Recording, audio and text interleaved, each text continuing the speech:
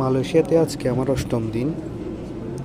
আমি আর আমার বড় ভাই যাচ্ছিলাম চৌকিত নামে একটি স্থানে। কেএলসিসি থেকে চৌকিতের মোটামুটি একটা ডিস্টেন্স আছে। আমরা এমআরটি রেলের মাধ্যমে যাই। মার্টিন নিচে আন্ডারগ্রাউন্ড যে ট্রেন ছিল সেটাতেও করে অর্ধেক গিয়েছিলাম। এটাতে যেতে আমাদের বেশ কিছুক্ষণ সময় লাগে এবং সব স্টেশনে একটি থেমে থেমে যায়। চৌকিত নামের স্থানে একটি বড় লোকাল মার্কেট আছে, আমরা এখান থেকে কিছু বাজার করতে যাই। তো যাওয়ার সময় ছোট একটা ভিডিও করলাম, ভাবলাম আপনাদেরকেও দেখাই।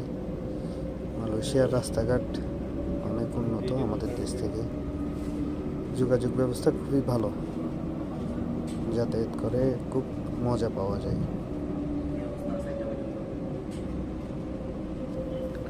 এখানে একটি মজার ব্যাপার